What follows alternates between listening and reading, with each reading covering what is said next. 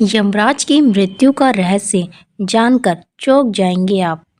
कहते हैं कि काल ब्रह्मा ने या कहे कि सर्वोच्च ईश्वर ने मनुष्य को मिट्टी से, देवताओं को प्रकाश से और देवताओं के विपरीत शक्तियों को आग से बनाया है। ये भी माना जाता है कि कोई भी आत्मा विकास क्रम में आगे बढ़कर ही पितर, देवी या देवता बनती है। ये भी माना जाता है कि प्राचीन काल में सभी देवता सशरीर धरती पर ही रहते थे और उन्हीं का तब शासन भी था। देवता और असुरों में युद्ध होता रहता था। ये भी कहा जाता है कि उस काल के मनुष्य या देवतुल्य लोगों की औसत उम्र 500 वर्ष होती थी। ये जानने के बाद अब हम जानते हैं मृत्यु के देवता यमराज की मृत्यु का रहस्य। वेद कहते हैं कि जो भी जन्मा है, चाहे वो मिट्टी का रूप मनुष्य हो, प्रकाश रूप का देवता हो या अग्नि रूप में ब्रह्म राक्षस हो, सभी को मरना है। ये अलग बात है कि कोई 100 वर्ष में मरकर दूसरा जन्म ले लेता है और कोई 1000 वर्ष तक जिंदा रहने के बाद दूसरा शरीर धारण कर लेता है। इसी तरह पुराणों में 14 इंद्र की तरह अब तक 14 यमराज भी हो चुके हैं। वेद और पुराणों की धारणा में बहुत फर्क है। पुराणों के अनुसार बहुत सी देवी या देवताओं को सृष्टि संचालन हेतु परमेश्वर ने भिन्न भिन्न कार्यों के लिए नियुक्त कर दिया था या है। जैसे ब्रह्मा सृष्टि करता है तो विष्णु उसके पालन करता और शिव सभी संहारक शक्तियों के स्वामी हैं, अर्थात वे मृत्यु और प्रलय के देवता हैं। हिंदू मानते हैं कि ब्रह्मा हमें इस सृष्टि में लाने वाला है, विष्णु पालने वाला है और शिव ले जाने वाले हैं। इसी तरह इंद्र बारिश, विद्युत और युद्ध की संचालित करते हैं। अग्नि सभी आहुतियों को ले जाने वाले हैं। सूर्यदेव जगत के शुद्ध प्रकाश के अधिपति और समस्त प्राणियों को जीवन दान देने वाले हैं। पवन देव के अधीन रहती है जगत की समस्त वायु। वरुण देव का जल जगत पर शासन है। कुबेर धन के अधिपति और देवताओं के कोषाध्यक्ष है। मित्र देव देव और देवगणों के बीच संपर्क का कार्य करते हैं। कामदेव और रति सृष्टि में समस्त प्रजनन क्रिया के निर्देशक है। अदिति और दिति को भूत, भविष्य, चेतना तथा उपजाऊपन की देवी माना जाता है। शिव पुत्र गणेश जी को देवगणों का अधिपति नियुक्त किया गया है। वे बुद्धिमत्ता और समृद्धि के देवता हैं।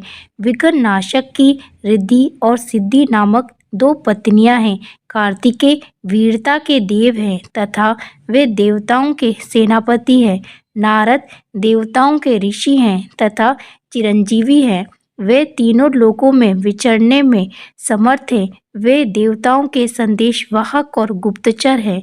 सृष्टि में घटित होने वाले सभी घटनाओं की जानकारी देव ऋषि नारद के पास होती है। अंत में देवताओं में सबसे शक्तिशाली देव रामदूत हनुमान जी अभी भी सशरीर हैं और उन्हें चिरंजीवी होने का वरदान प्राप्त है।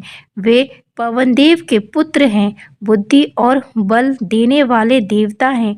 उनका नाम मात्र लेने से सभी तरह की बुरी शक्तियां और संकटों का खात्मा हो जाता है। इसी तरह यमराज सृष्टि में मृत्यु के विभागाध्यक्ष है। सृष्टि के प्राणियों के भौतिक शरीरों के नष्ट हो जाने के बाद उनकी आत्माओं को उचित स्थान पर पहुंचाने और शरीर के हिस्सों को 5 तत्वों में विलीन कर देते हैं। वे मृत्यु के देवता हैं।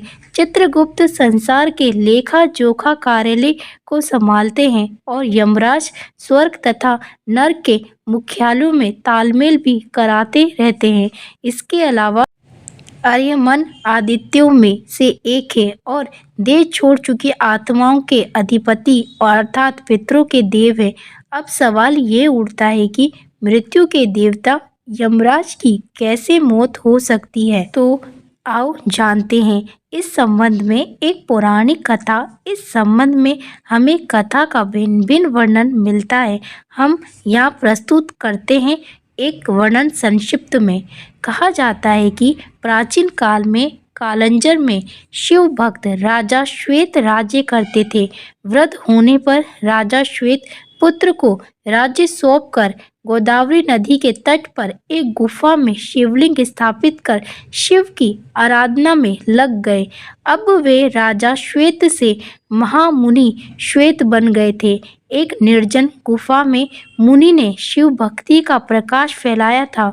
श्वेत मुनि को न रोग था न शोक, इसलिए उनकी आयु पूरी हो चुकी है। इसका आभास भी उन्हें नहीं हुआ। उनका सारा ध्यान शिव में लगा था। वे अभय होकर रुद्राध्याय का पाठ कर रहे थे और उनका रोम रोम शिव के स्तवन से प्रतिध्वनित हो रहा था। आयु समाप्त होने के बाद यमदूतों ने मुनि के प्राण लेने के लिए जब गुफा में प्रवेश किया तो गुफा के द्वार पर ही उनके अंग शिथिल हो गए।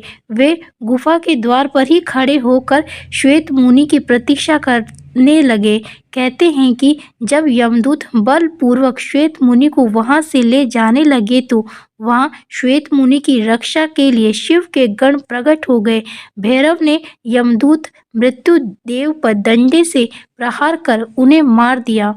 इधर जब मृत्यु का समय निकलने लगा तो चित्रगुप्त ने यमराज पूछा, श्वेत अब तक यहाँ क्यों नहीं आया? तुम्हारे दूत भी अभी तक नहीं लौटे हैं। तभी कांपते हुए यमदूतों ने यमराज के पास जाकर सारा हाल सुनाया। मृत्यु देव की मृत्यु का समाचार सुनकर क्रोधित यमराज हाथ में यमदंड लेकर भैंसे पे सवार होकर अपनी सेना चित्रगुप्त आदि व्याधि आदि के साथ वहां पहुंचे। इधर शिवजी के पार्षद पहले से ही वहां खड़े थे। यमराज जब बलपूर्वक श्वेत मुनि को ले जाने लगे तब सेनापति कार्तिकेय ने शक्ति अस्त्र यमराज पर छोड़ा, जिससे यमराज की भी मृत्यु हो गई। यमदूतों ने भगवान सूर्य के पास जाकर सारा समाचार सुनाया।